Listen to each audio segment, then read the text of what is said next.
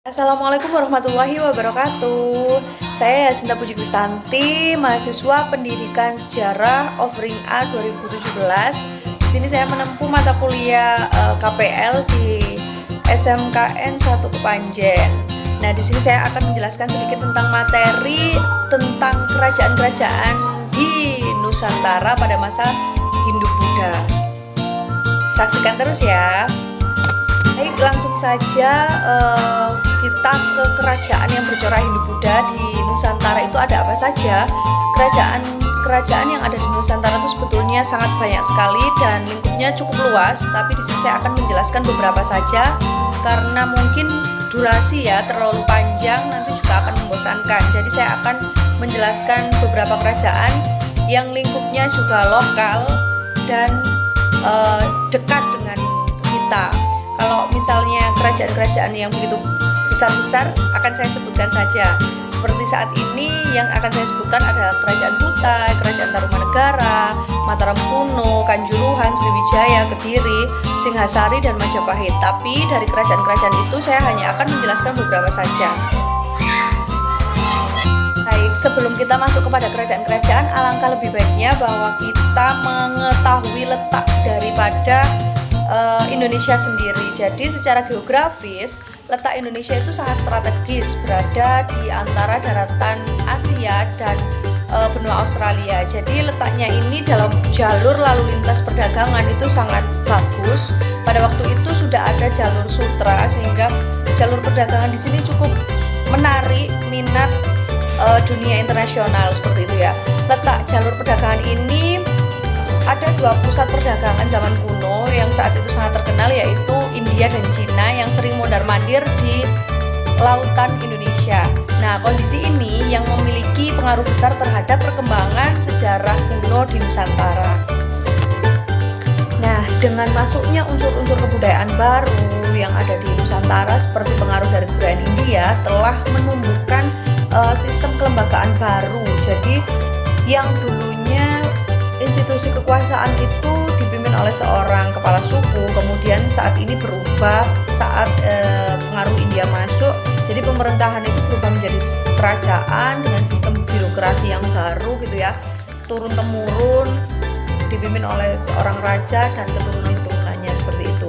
Nah, bukti arkeologi dan sejarah menunjukkan bentuk kerajaan tersebut itu berlandaskan keagamaan yang bercorak Hindu-Buddha yang muncul sejak awal abad ke-5 hingga akhir abad ke-16. Nah, masa kerajaan Hindu-Buddha ini menandai dimulainya zaman sejarah. Jadi dikenal dengan tradisi tulis-menulis yang mewariskan tinggalan budaya berupa prasasti, kemudian naskah-naskah kuno, candi-candi dan sebagainya itu menandakan adanya zaman baru, yaitu zaman sejarah, di mana tulisan-tulisan sejarah itu mulai berkembang. Nah, pada masa tersebut juga dilakukan pembangunan candi dan pembuatan arca-arca kedewaan sebagai sarana peribadatan. Baik, kita akan masuk ke kerajaan yang pertama, yaitu Kerajaan Kutai. Kita bisa melihat di dalam peta letak dari Kerajaan Kutai. Kutai ini terletak di mana sebetulnya? Nah, Kutai terletak di daerah Kalimantan Timur. Kemudian merupakan kerajaan Hindu pertama di Indonesia. Keberadaan kerajaan Kutai ini dipelajari dari penemuan 7 buah batu bertulis yang disebut yupa. Nah, awalnya itu kerajaan Kutai ini sebetulnya entah ya namanya apa, tapi saat ditemukan prasasti 7 buah prasasti itu di daerah Kutai Kertanegara atau Kutai gitu ya, di Kalimantan Timur, sehingga kerajaan ini dinamakan Kerajaan Kutai. Jadi melalui penemuan prasasti tersebut sehingga kerajaan ini dinamakan Kerajaan Kutai seperti itu. Letaknya di dekat Sungai Mahakam, bisa kita lihat dalam peta Sungai Mahakam. Kita lanjutkan tentang deskripsi dari prasasti yupa. Nah, prasasti yupa sendiri diperkirakan ditulis pada awal abad ke-5 Masehi, sekitar tahun 425 Masehi. Nah, huruf yang dipakai adalah huruf Pallawa dan bahasa Sanskerta. Nah, di sini diceritakan tentang silsilah raja yang bersumber dari prasasti Yupa adalah yang pertama Raja Kudungga, kemudian dilanjutkan dengan anaknya yaitu Aswawarman sebagai Wangsakerta dan Mulawarman sebagai raja yang membawa puncak kejayaan, seperti itu.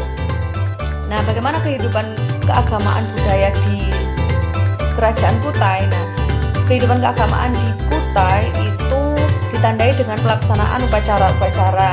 Yang pertama ada upacara Frateastoma. Apa itu upacara Frateastoma? Jadi upacara Frateastoma adalah upacara pembinduan. Kalau misalnya di Islam itu, kalau ingin masuk Islam itu syahadat, seperti itu ya.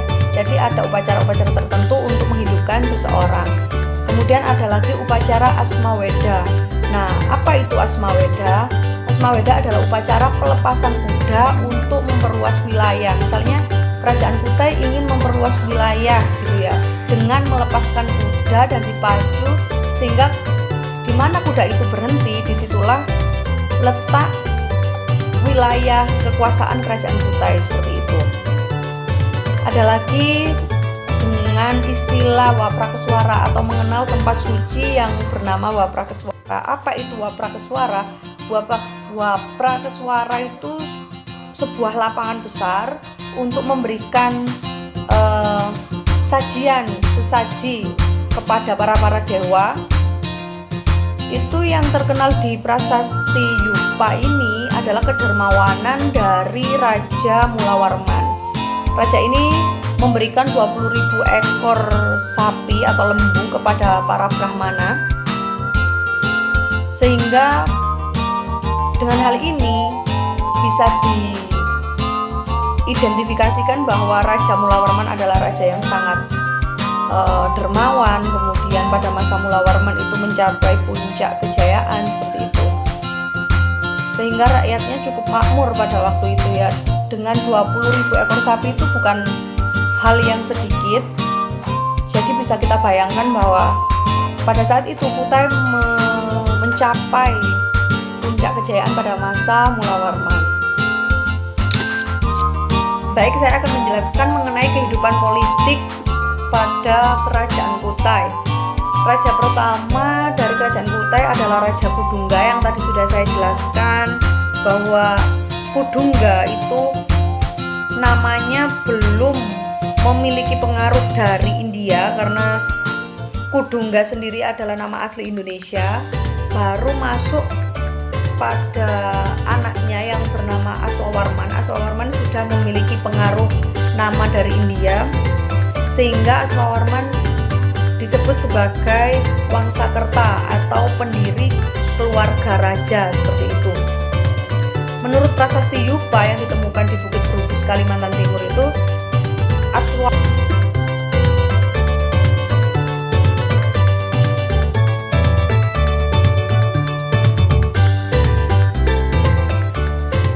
Nah, pada masa kekuasaan Aswawarman ini, wilayah kekuasaan Kerajaan Kutai itu meliputi hampir seluruh wilayah Kalimantan Timur.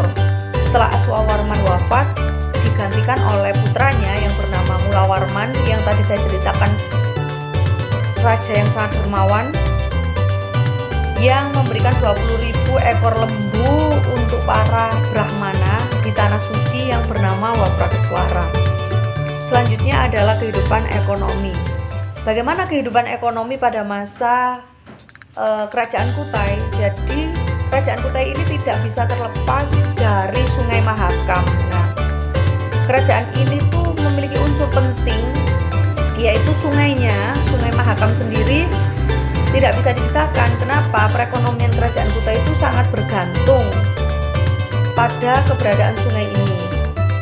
Beberapa bukti dalam prasasti Yupa itu dapat diketahui bahwa perekonomian Kerajaan Kutai itu ditunjang dari sektor perdagangan, pertanian, peternakan, yang misalnya kalau perdagangan itu diambil hasil hutannya seperti getah kayu meranti, damar, gaharu, cendana, dan bulu-bulu burung yang indah dari hutan, seperti itu ya, yang digemari oleh para pedagang dari luar.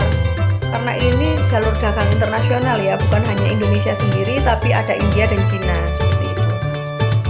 Baik, selanjutnya saya akan menjelaskan tentang Kerajaan Kanjuruhan. Siapa sih yang nggak tahu Kerajaan Kanjuruhan? Orang Malang pasti tahu ya.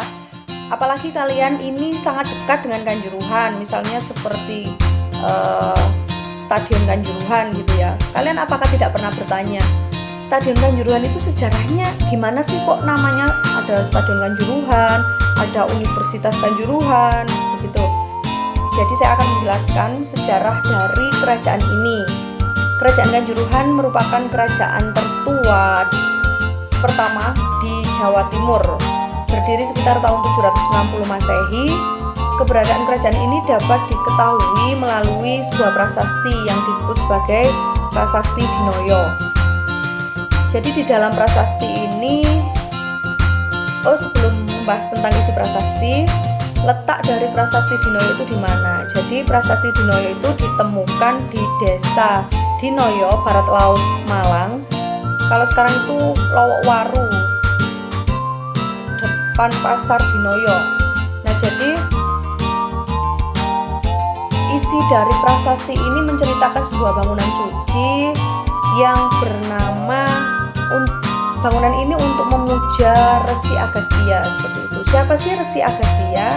Resi Agastya ini kalau orang Hindu pasti tahu ya. Jadi muridnya Dewa Siwa yang melakukan perjalanan ke Nusantara seperti itu. Nah, di dalam prasasti ini diceritakan tentang bangunan suci itu yang saat ini kita kenal dengan Candi Badut itu loh. Lokasinya di mana candi ini? Kalau orang Malang nggak tahu Candi Badut itu kayak kurang gimana gitu ya. Candi Badut ini ada di kota, di tengah kota. Diperkirakan Candi Badut itu di Karangbesuki. Di daerah tersebut itu banyak temuan-temuan gitu ya, kepingan-kepingan batu, kemudian pondasi yang diperkirakan sebagai keraton Kanjuruhan. Kalau Candi Badutnya itu ada di Karangbesuki, kalau keratonnya itu kemungkinan besar kalau sekarang ya di perumahan Tidar itu. Tapi sekarang tuh tidak boleh diekskavasi karena sudah milik pemerintah atau bagaimana gitu.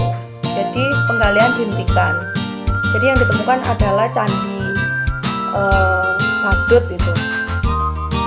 Nah, pendiri kerajaan ini siapa? Nah, pendirinya adalah Raja Gajayana. Siapa Raja Gajayana? Raja Gajayana adalah putra Dewa Simha. Raja ini mempunyai putri yang bernama Uteyana. Di dalam Prasasti Dinoyo itu ditulis dengan huruf Jawa kuno ya, dan menggunakan bahasa Sanskerta. Bangunan suci yang disebut prasasti tersebut dikenal dengan Candi Badut tadi, dan di dalam Prasasti Dinoyo terdapat Candra Sengkala. Candra Sengkala ini apa? Candra Sengkala adalah angka tahun atau sandi untuk yang mengandung angka dan bisa diterjemahkan seperti itu ya. Jadi semacam teka-teki yang harus dipecahkan gitu loh dalam angka tahun. Nah, di dalam Prasasti Dinoyo tersebut memiliki Candra Sengkala yang bernama Nayana Vasurasa. Apa itu Nayana Vasurasa? Naya itu dua. Dua itu ya seperti mata kita dua, tangan. Pokoknya anggota tubuh kita yang dua itu naya. Kemudian nasu itu 8 penjuru angin atau mata angin gitu ya. Utara, selatan, timur, barat laut, timur laut seperti itu. Nah, kemudian yang ke Vasurasa, rasa itu 6 itu ya rasa gitu ya. Apa sih arti dari Naya Vasurasa ini? Jadi kalau angka Jawa kuno itu membacanya untuk menemukan arti itu dibalik. Kalau ini kan 286, kalau dibalik 682. 682 itu merupakan angka atau tahun Saka, sehingga kalau dimasehikan itu ditambah dengan 78, sehingga ketemu dengan 760 Masehi. Itu adalah berdirinya kerajaan Kanjuruhan. Kalau kita tahu pas ulang tahun Kota Malang itu kan di poster atau di jalan-jalan itu kan ada ulang tahun Kota Malang yang ke 1000 sekian gitu. Sebetulnya kok bisa sampai 1000 sekian, padahal Indonesia sendiri itu baru merdeka itu 75 tahunan. Kenapa kok Kota Malang bisa sampai 1000 sekian? Itu kita bisa lihat dari ini, berdirinya Kerajaan Kanjuruhan. Kalau diteliti seperti itu ya. Orang Malang nanti kalau misalnya ditanya oleh turis-turis luar itu harus tahu sejarahnya seperti ini. Nah, ini gambar dari prasasti Dinoyo. Ditemukan itu pecah menjadi 3, tapi sekarang sudah ditemukan keseluruhan seperti itu ya, prasasti Dinoyo. Nah, kenapa sih di Candi Badut itu kok ada sebuah pemujaan kepada Resi Agastya? Siapa sih Resi Agastya? Tadi sudah saya jelaskan bahwa Resi Agastya adalah muridnya Dewa Siwa seperti itu ya. Jadi sangat dihormati sekali di Kerajaan Kanjuruhan oleh Raja Bajayana seperti itu. Nah, kita juga sering kan ya mendengar stadion besar kita itu ada 2 loh ya, Kanjuruhan sama Gajayana. Gajayana itu nama rajanya, kalau Kanjuruhan itu nama kerajaannya. Jadi seperti itu sejarahnya. Kemudian peninggalan-peninggalan dari Kerajaan Kanjuruhan itu banyak ditemukan di sungai-sungai metro. Kenapa kok gaul sekali namanya, kok metro, kok nggak apa gitu ya. Jadi sebetulnya metro ini bukan metro, tapi bukan metro juga, tapi merto. Merto itu adalah amerta atau air suci. Kalau dalam agama Hindu atau umat Hindu pasti kalian tahu bahwa amerta adalah air suci yang dipercaya oleh umat Hindu itu ya pokoknya air suci begitulah ya. Kan saya akan menjelaskan sedikit tentang masih seputar Kerajaan Kanjuruhan. Pada abad ke-8 itu di Malang, Jawa Timur telah ada suatu pusat kegiatan politik yang pertama. Sistem pemerintahannya sudah cukup tertata, serta susunan masyarakatnya teratur seperti golongan petani, punggawa, bangsawan seperti itu ya. Yang dipimpin oleh Liswa atau Limwa. Liswa atau Limwa ini memiliki gelar Adiseka. Yang menjadi seorang Raja Gajayana tadi itu sebetulnya Liswa atau Limwa dan mendapatkan gelar gitu ya. Selanjutnya itu saat diserang oleh Kerajaan Mataram kuno, ekspansi gitu ya. Mataram kuno itu diserang, jadi ekspansi ke Jawa Timur dan menjadikan Kerajaan Kanjuruhan ini sebagai vasal atau kerajaan bawahnya. Jadi gelarnya raja itu juga sudah berubah jadi Rakyat Kanjuruhan atau Kanuruhan gitu ya. Setelah Mataram kuno menjadikan Kanjuruhan sebagai kerajaan bawahan Mataram kuno, terbitlah sebuah prasasti, yaitu Prasasti Mantiasih yang diterbitkan pada 907 Masehi yang menyebutkan tentang Rakyat Kanuruhan tadi. Ini bisa dilihat Candi Badut. Kenapa langgamnya kok Jawa Tengah sekali, atapnya kok seperti itu? Ya, bisa kita lihat bahwa pengaruh dari Jawa Tengah memang kental. Pada waktu itu kan ada ekspansi juga ya, dari Mataram kuno itu kan Jawa Tengah. Kemudian kalau kita bisa melihat bahwa dulu itu juga tren gitu loh, membangun candi itu juga melihat kekinian gitu, zaman yang kekinian, trennya itu apa gitu, ditiru. Kalau sekarang misalnya rumah itu modelnya seperti apa, ya seperti itu yang dicontoh oleh masyarakat. Ada juga peninggalan lain dari Kerajaan Kanjuruhan adalah Candi Karangbesuki. Kalau Candi Karangbesuki ini tidak banyak tinggalan, cuma pondasi yang ditemukan hanya kaki-kaki aja, pondasinya gitu, batu-batu gitu. Ini letaknya juga di Karangbesuki ya. Kalau orang Malang pasti tahu ini di kota. ini dekat dengan makam Karangpeduki. Masuk ke daerah kekuasaan kerajaan Kanjuruhan. Mana sih daerah-daerah kekuasaan kerajaan Kanjuruhan ini? Jadi daerahnya yang pertama adalah Halingawan. Kalau sekarang itu Mangliawan atau Kecamatan Pakis. Kemudian daerah Turian atau Turen kalau sekarang. Kemudian Kahalon atau Cemoro Kandang. Ada juga Tugaran atau Tegaron, Lesan Puro. Kemudian Panalian atau Polowijen, Blimbing. Kemudian Gunung Rejo. Kemudian kalau daerah Malang Barat itu ada Turandungan, kemudian atau Duku Telandungan, Landung Sari gitu ya.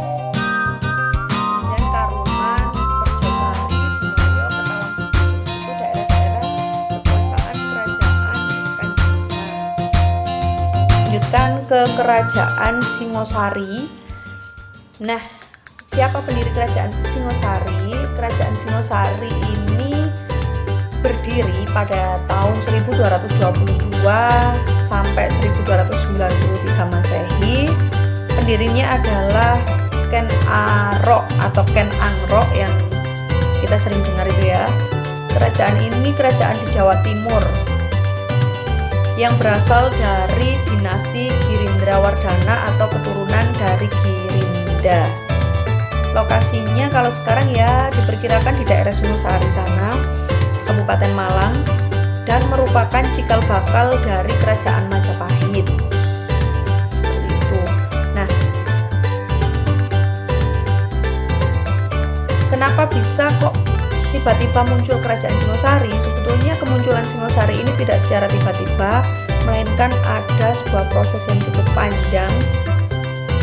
Jadi dulu sebelum Singosari itu ada kerajaan yang namanya Tumapel, ya dipimpin oleh seorang Tunggul Ametung itu ya, suami dari Ken Dedes. Sebelum dipersunting oleh Ken Arok, Ken Dedes sudah menikah dengan Tunggul Ametung, yaitu raja dari Tumapel. Jadi Ken Arok dulu itu kalau masanya kerajaan Kediri, dia itu menyerang Kediri karena Raja Kertajaya di Kediri itu minta untuk disembah seperti dewa gitu ya.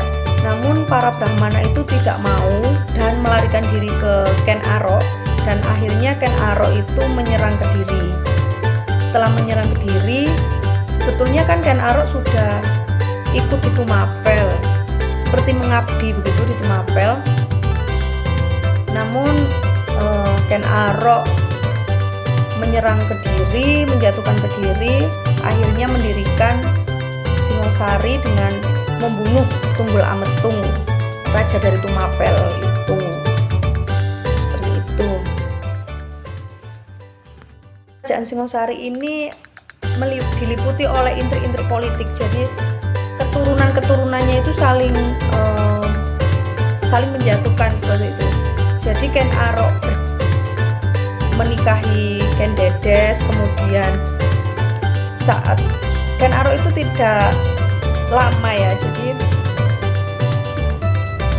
digantikan oleh anak dari Tunggul Ametung yang membalaskan dendam gitu ya, yaitu Anusapati. Anusapati itu anaknya Tunggul Ametung dengan Ken Dedes, tidak terima kalau bapaknya itu dibunuh oleh Ken Arok sehingga dia yang naik tahta. Seperti itu seterusnya, dan Anusapati juga dibunuh oleh Tohjaya. Nah, Tohjaya ini anak dari Ken Arok dengan Ken Dedes. Selanjutnya Ronggowuni itu naik tahta, tapi Ronggowuni ini menghentikan intrik politik. Jadi Ronggowuni ini berusaha menghentikan itu dengan memberikan jabatan-jabatan seperti pangkat gitu ya kepada putra-putra Ken Arok dengan Ken Dedes, seperti kepada Mahesa, Cempaka, Wongeteleng itu loh, Wongeteleng. Kemudian selanjutnya Ronggowuni digantikan oleh Kertanegara. Nah, Kertanegara ini seorang Yuwaraja atau raja muda. Kertanegara ini membuat Singosari itu mencapai puncak kejayaan. tapi juga sekaligus runtuh pada masa Kertanegara ini karena tiba-tiba diserang oleh Jayakatwang. Dari kerajaan Kediri itu masih ada kan ya kayak dendam gitu, jadi menyerang Singosari.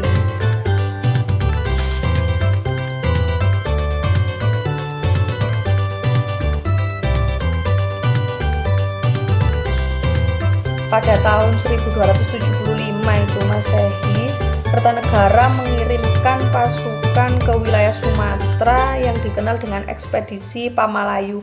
Nah, ini suatu pencapaiannya Kertanegara sebelum diserang oleh Jayakatwang. Setelah itu dia runtuh karena diserang. Nah, peninggalan kerajaan Singosari ini apa saja? Ada Candi Jago, Candi Singosari, Candi Kidal di daerah Tumpang, itu peninggalan-peninggalan kerajaan Singosari. Nah, kalau untuk Candi Jago di Tumpang itu sebagai pendarmaan Wisnuwardana atau Ronggowuni. Kalau yang di Candi Kidal itu sebagai pendarmaan dari Anusapati. Jadi seperti itu. Ini gambar Candi Kidal dan Candi Jago.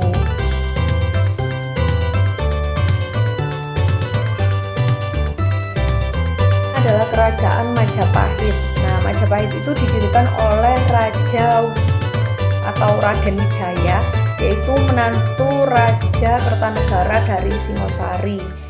Pada tahun 1293, Raden Wijaya itu menobatkan dirinya sebagai Raja Majapahit dengan gelar Sri Kertarajasa Jayawardhana. Bagaimana sih sistem pemerintahan dari Kertarajasa ini? Jadi beliau itu cukup cerdas dengan menikahi 4 putri dari Kertanegara sekaligus agar tidak terjadi intrik-intrik politik seperti yang ada di Singosari gitu ya. Jadi Raden Wijaya ini cukup pintar membaca sejarah, belajar dari kesalahan masa lalu. Jadi beliau menikahi 4 putri Kertanegara untuk mencegah perebutan kekuasaan seperti itu, dan memberikan kedudukan-kedudukan yang cukup bagus seperti yang mendapatkan tanah di Surabaya itu Arya Wiraraja yang kemudian diberi kekuasaan atas Lumajang hingga Blambangan. Itu sangat luar biasa sekali. Kemudian setelah Raden Wijaya wafat, digantikan oleh Jayanegara. Nah, pada masanya Jayanegara ini sangat dipenuhi dengan pemberontakan-pemberontakan, jadi tidak rapi ini pemerintahan waktu Jayanegara ini. Ada pemberontakan Ronggolawe, Lembusoro, Nambi dan sebagainya. Kemudian berkat Gajah Mada itu sudah mulai pemerintahannya lebih baik gitu ya, dibantu oleh Gajah Mada atau seorang patih. Kemudian Jayanegara itu digantikan oleh Tribhuwana Tunggadewi. Sebetulnya pemerintahannya itu tidak digantikan oleh Tribhuwana Tunggadewi, melainkan diganti oleh Gayatri, tapi Gayatri itu sebagai Raja Patni telah menjadi biksu dan menyerahkan pemerintahannya itu kepada Tribhuwana Tunggadewi. Nah, setelah Tribhuwana Tunggadewi wafat, kemudian digantikan oleh anaknya yaitu Hayam Wuruk. Hayam Wuruk ini siapa? Hayam Wuruk ini raja, seorang raja muda atau Yuwa Raja yang nantinya akan membuat Majapahit itu mencapai puncak kejayaan. Jadi Hayam Wuruk ini kan masih muda, usianya pada saat memerintah itu sekitar 16 tahun, sehingga dia dibantu oleh seorang patih yaitu Patih Gajah Mada, dan menjadikan kerajaan Majapahit itu sangat dikenal hingga seluruh di Nusantara, itu sangat, bahkan luar Nusantara. Jadi pada saat Gajah Mada meninggal, Hayam Wuruk ini bingung karena tidak bisa menemukan pengganti dari Hayam Wuruk, sehingga pemerintahnya sudah agak goyah gitu ya. Majapahit sedikit goyah gitu. Kemudian pada saat Hayam Wuruk ini juga meninggal. Saat Gajah Mada meninggal, Hayam Wuruk tidak bisa menemukan pengganti Gajah Mada. Hayam Wuruk sendiri meninggal dan pemerintahannya itu selesai gitu. Karena juga ada kerajaan-kerajaan Islam yang berdiri seperti itu ya. Jadi kerajaan Majapahit juga diserang dengan kerajaan Islam seperti itu. Nah, secara geografis ini sebetulnya letak Majapahit itu sangat strategis karena ada di Sungai Brantas dan Bengawan Solo, serta anak sungainya itu bisa dilalui kapal-kapal gitu loh. Jadi pada zaman pemerintahan Hayam Wuruk, kerajaan ini sangat mencapai puncak keemasan gitu ya, kejayaan. Hayam Wuruk itu juga berpandangan luas dan tajam sehingga membuat kerajaan ini sangat maju pada masanya. Kehidupan ekonominya bagaimana? Di Majapahit itu telah bermukim orang-orang asing, antara lain seperti Cina gitu ya, India, Kamboja, Kantaka dan sebagainya. Jadi hal ini menandakan bahwa sektor perdagangan dan pelabuhan di sana itu cukup maju. Silang budaya juga sangat luar biasa pada masa Majapahit ini. Untuk peninggalannya ada banyak sekali ya. Kerajaan Majapahit itu ada Candi Tikus, Makam Troloyo, Makam Putri Campa, Candi Brahu, Bajang Ratu gitu ya. Ini ada gambar, ini ada foto saya di Candi Bajang Ratu dan Candi Tikus. Bisa kita lihat di gambar.